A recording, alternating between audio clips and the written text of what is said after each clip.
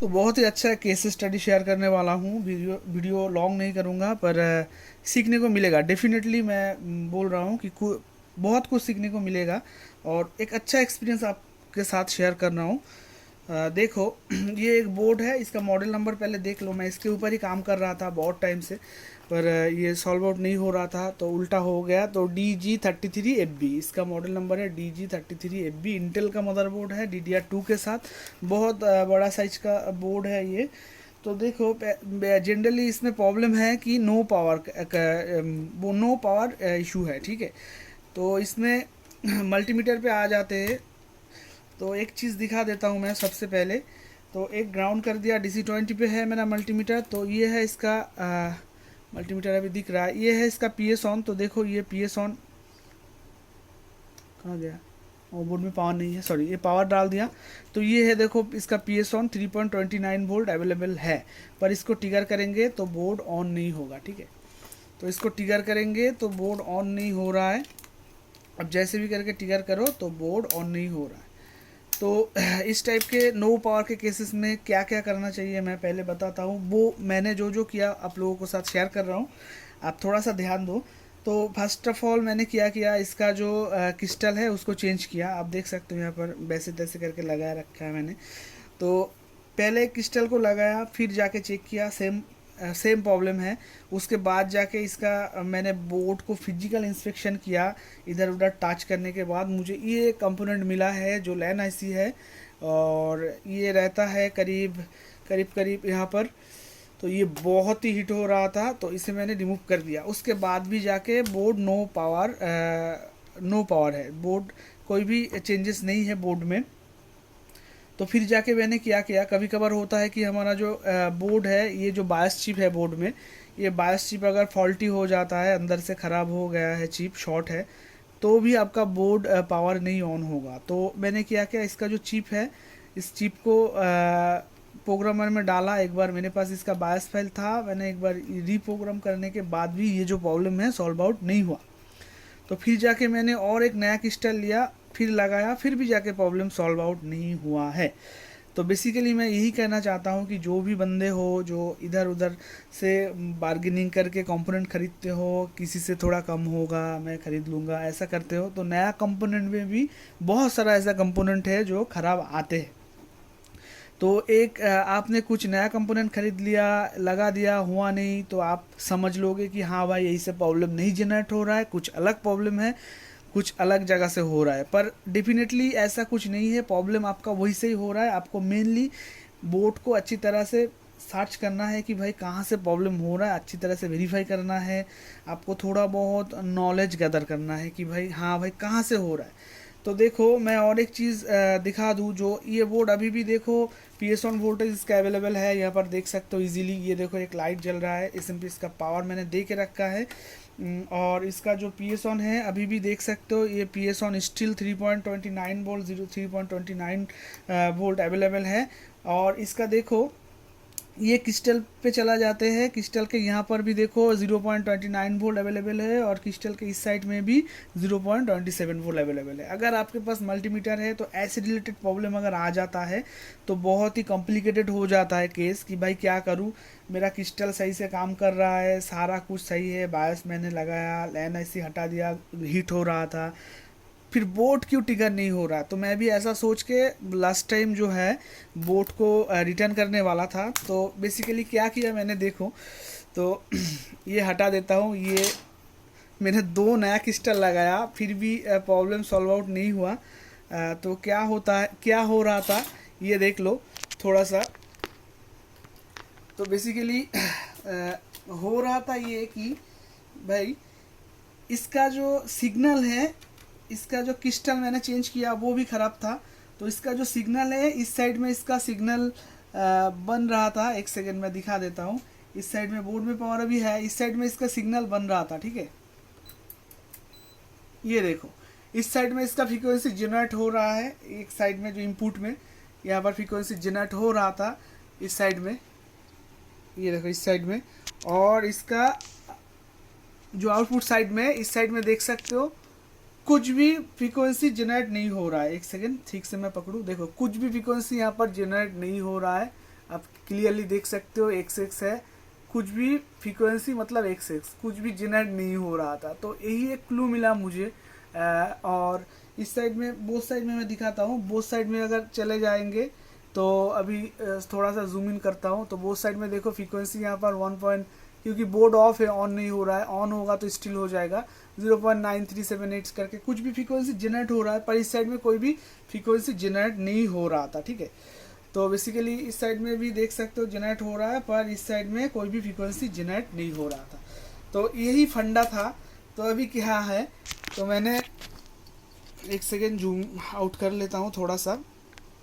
तो ये जो क्रिस्टल है, लास्ट में एक मैंने बोट को रिटर्न ही करने वाला था, तो जब मैंने CRO पे देखा, DSO पे, तो DSO पे देखने के बाद मुझे लगा कि हाँ भाई इस साइड में तो कोई भी फ्रीक्वेंसी जनरेट नहीं हो रहा है, इसलिए शायद नो पावर है, पावर नहीं ऑन हो रहा है बोर्ड में। तो ये जो क्रिस्टल है, ये भी नया क्रिस्टल है, अभी जो मैं दिखा रहा हूँ। ठीक है, ये हटा देता हूँ, ये भी नया क्रिस्टल है। ठीक है, तो इसे हटा देता हूँ। और ये लास्ट वाला जो मैंने क्रिस्टल लिया, ये भी नया है। तो ये सही निकला, और पहले जो 2 लगाया था वो रॉन्ग था। एक ओल्ड लगाया और इसके बाद एक मैंने नया लगाया, तो वो नया वाला क्रिस्टल भी ख़राब था। तो दूसरा जब मैंने लगाया तो वो क्रिस्टल ये है। ये लगाने के बाद मेरा जो प्रॉब्लम था वो सॉल्व आउट हुआ।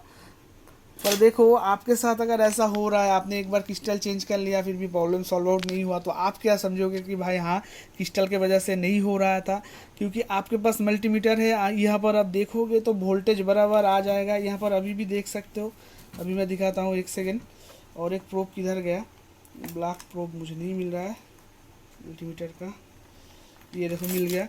तो अभी देखो ये ग्राउंड कर दिया एक, तो देखो क्रिस्टल पे बोर्ड में अभी पावर नहीं, सॉरी बोर्ड में अभी पावर दिया। तो ये देखो क्रिस्टल में देखो,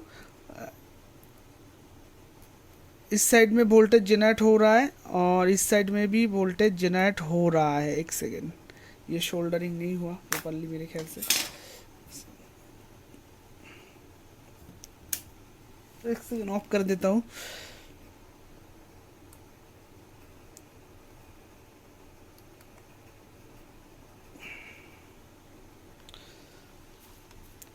तो ऐसा भी प्रॉब्लम होता है, क्योंकि मैं भी बेसिकली बोर्ड जो है वो रिटर्न करने वाला था, क्योंकि भाई मैंने क्रिस्टल तो चेंज करके देख लिया, बायस चिप को भी चेंज करके देख लिया, फिर भी कोई काम नहीं बना।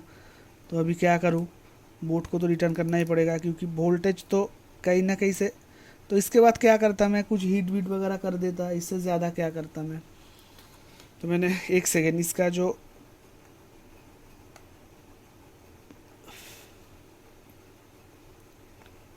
ये वीडियो बनाने के चक्कर में ना बहुत दिक्कत हो जाता है। ये अगर मैं वीडियो नहीं बनाता तो ये कुछ भी प्रॉब्लम नहीं होता। एक सेकेंड,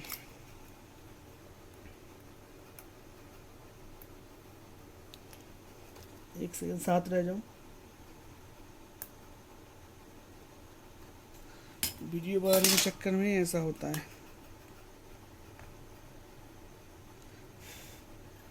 तो लगा,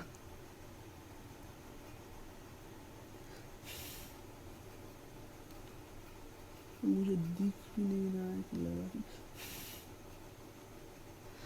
अब लगा है। तो अब एक बार पहले टिकर करके देख लेते हैं क्या होता है, बोर्ड ऑन होता है कि नहीं, उसके बाद फ्रीक्वेंसी दिखाते हैं और वोल्टेज भी दिखाते हैं। ठीक है, ये देखो ये ऑन हो चुका है बोर्ड। तो छोटा सा प्रॉब्लम था, बट फाइंड आउट हो नहीं रहा था, इसीलिए मैंने रिटर्न कर रहा था बोर्ड को। अब देखो बोर्ड ऑन हो चुका है, तो डिस्प्ले भी आ जाएगा मेरे ख्याल से। तो वैसा कोई इशू नहीं था डिस्प्ले का, अदर इशू नहीं था, बस नो पावर था बोर्ड। तो मेरे ख्याल से डिस्प्ले आ चुका है। एक सेकेंड, E9 क्या है पता नहीं। तो एक बार TFT पे भी देख लेते हैं कि डिस्प्ले भाई आया कि नहीं। एक सेकेंड, हाँ डिस्प्ले आ चुका है, क्लियरली देख सकते हो डिस्प्ले इसका आ चुका है। और एक बार रीस्टार्ट करेंगे, उसके बाद वोल्टेज कैसे जनरेट हो रहा है वो मैं दिखा रहा हूँ। चलो रीस्टार्ट कर दिया मैंने, तो इंटेल का लोगो आना चाहिए, देखते हैं। अभी भी डिस्प्ले आउट नहीं हुआ।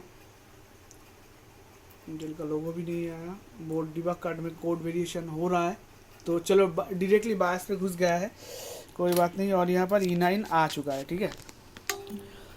एक सेकेंड, ये डिस्टर्ब करता है बहुत। तो ये क्या आ रहा है इस साइड में, ओ ये वाला आ रहा है कैमरा में, तो मुझे थोड़ा ऐसा घुमाना पड़ेगा। बस एडजस्ट कर लो थोड़ा सा, मैं वोल्टेज अभी दिखाता हूँ, ठीक है।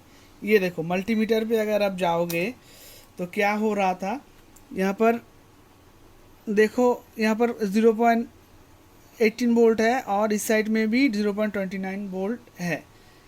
तो मल्टीमीटर दिख रहा है भाई, सॉरी मल्टीमीटर ही तो आपको दिख नहीं रहा है।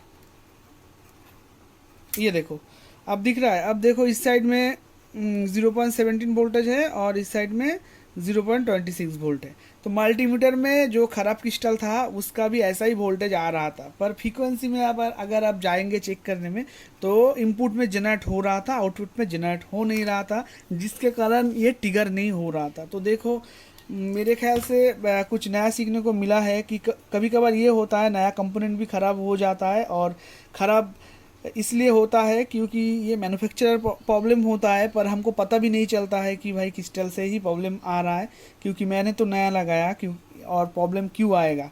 ऐसा ध्यान मत रखो, प्रॉपरली चेक करो, क्योंकि डीएसओ सबके पास नहीं होता है जो डेस्कटॉप मदरबोर्ड के काम करते हैं। क्योंकि लैपटॉप रिलेटेड जो काम करते हैं डीएसओ उनको ही लगता है, क्योंकि डेस्कटॉप में डीएसओ ज़्यादातर यूज़ नहीं होता है, और ब्रांडेड बोर्ड में और कुछ हाई लेवल का जो अपडेट बोर्ड है उस बोर्ड में करीब करीब लगता है। तो देखो वीडियो कुछ सीखने को मिला है वीडियो देख के, अगर अच्छा लगा है तो, अगर आप कुछ सीखे तो मुझे अच्छा लगेगा। तो चलो मिलते हैं किसी अगले वीडियो पे, तब तक के लिए लव यू ऑल। डिस्प्ले अभी भी है, और जय हिंद।